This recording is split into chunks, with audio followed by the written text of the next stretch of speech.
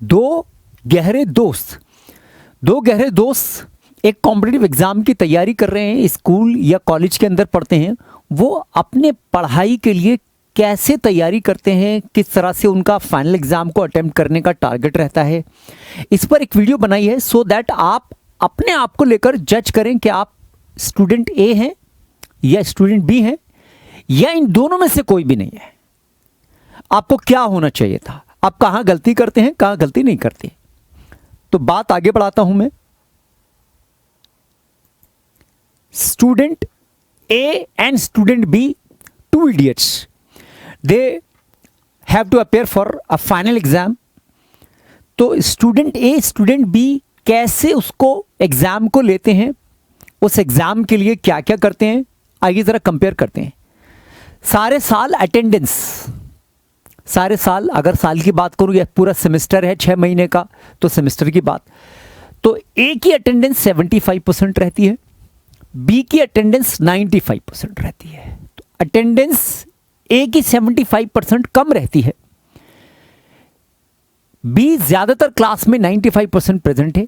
ए absent इसलिए होता है कि वो सोचता है कौन सा लेक्चर ऐसा है जिसको मैं मिस कर सकता हूं, कौन सा टॉपिक ऐसा है जिसको मिस करके मैं घर पर अपना सेल्फ स्टडी का शेड्यूल बना सकता हूं, या अपना फैमिली का कोई इशू सॉल्व कर सकता हूं, घर का कोई काम काज कर सकता हूं मैं, या कौन सा स्कूल या कॉलेज का टीचर ऐसा है जिसका उसको समझ में नहीं आता और आज उनकी बहुत सारी क्लासेस होने वाली है तो आज एब्सेंट हो जाता हूं।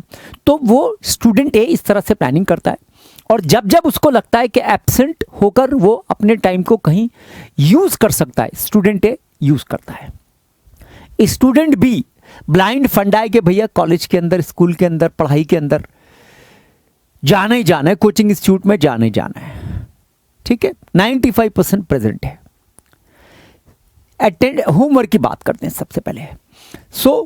होमवर्क जितना मिलता है स्टूडेंट ए 10 में से 10 when ever he is present.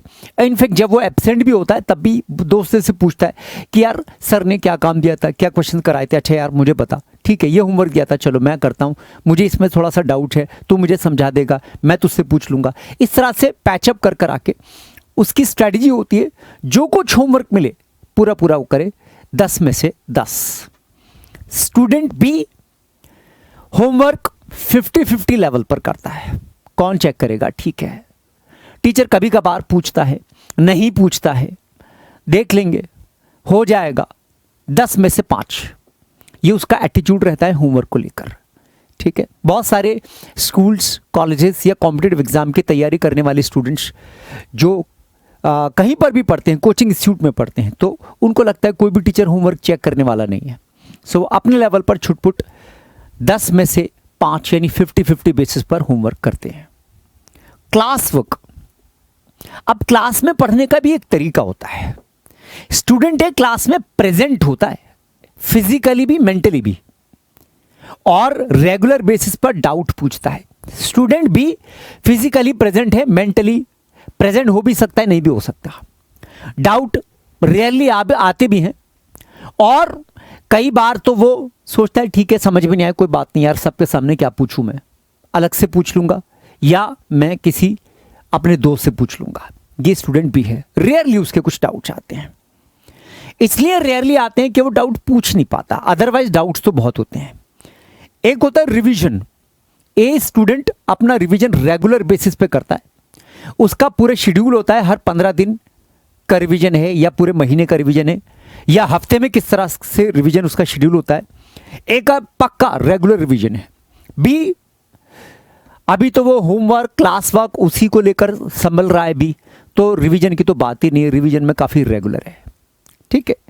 बात आती है एग्जाम जब आने वाला होता है तो कितने चैप्टर्स तैयार किए जा रहे हैं।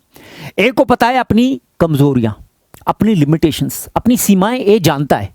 ए जानता है उसने स्विमिंग पूल में तैरना सीखा है, नदी में और नदी के बहाव के अंदर तैरना नहीं सीखा। ए को सब अपनी बातें पता है, कितना स्ट्रांग, कितना वीक है, कौन से चैप्टर्स के जबरदस्त हैं, कौन से बहुत वीक हैं, एग्जाम का टाइम कितना होगा, उसकी स्पीड कैसी है राइटिंग की।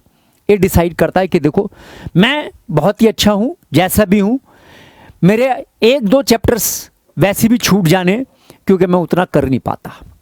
उसने क्या किया, जो डिफिकल्ट चैप्टर उसके लिए थे वो 10 में से 2 चैप्टर छोड़ दिए, 10 में से 8 तैयार किया। लेकिन कौन सी स्ट्रैटेजी से? उसकी स्ट्रैटेजी सुनिए, वो इंपॉर्टेंट है। Selective intensive strategy. पहले 10 में से 8 चैप्टर सेलेक्ट करे, सेलेक्टिव, फिर उनमें इंटेंसिव स्टडी करी। इंटेंसिव स्टडी का मतलब घुस गया उसमें, एक एक कॉर्नर, एक एक पॉइंट, एक एक लाइन, एक एक डायग्राम, इक्वेशन, सॉल्व्ड, अनसॉल्व्ड, हर पन्ना पेज पलट दिया उसने और पूरा पूरा उसने उस चैप्टर को पूरा पूरा मगअप कर लिया, बहुत अच्छे से समझ लिया। ठीक है, ये एक ही स्ट्रैटेजी होती है, सेलेक्टिव इंटेंसिव स्ट्रैटेजी। बी, कहने के लिए, अपनी तसल्ली के लिए 10 में से 10 चैप्टर करता है। ये भी करा, वो भी करा, वो भी करा, ये ना छूट जाए, वो ना छूट जाए, अरे अभी ये भी तो रह गया, ये भी करना है, ये भी करना है, 10 में से 10। लेकिन उसके पढ़ने का तरीका क्या होता है? ऐसा होता है जैसे किसी को मार के भागना है ना, बस छू जाओ और चल दो। किसी को पकड़ भी लिया तो कुछ चैप्टर को वो थोड़ा पकड़ भी लेता है, कुछ चैप्टर को जरा सा छू के ही निकल जाता है, कुछ चैप्टर को वो सिर्फ देखता है। तो तसल्ली, अपने अंदर का डर को खत्म उसको करना होता है कि यार छूट ना जाए कुछ, मैंने 10 में से 10 सारे चैप्टर करने हैं। तो 10 में से 10 चैप्टर तो उसने तसल्ली के लिए कर लिए। लेकिन उसकी स्ट्रेटजी क्या थी? कच्चा पक्का, सुपरफिशियल, ऊपर ऊपर से। कोई चैप्टर अच्छे करे, कोई चैप्टर बहुत ही अच्छे कर लिए, लेकिन काफी सारे चैप्टर 50-50। अब एट द एंड जब एग्जाम पेपर आता है तो एग्जाम पेपर का अटेम्प्ट कैसे होता है? ए ने 10 में से 8 चैप्टर करे थे तो 80% वो अटेम्प्ट करता है, 20% छोड़कर आता है।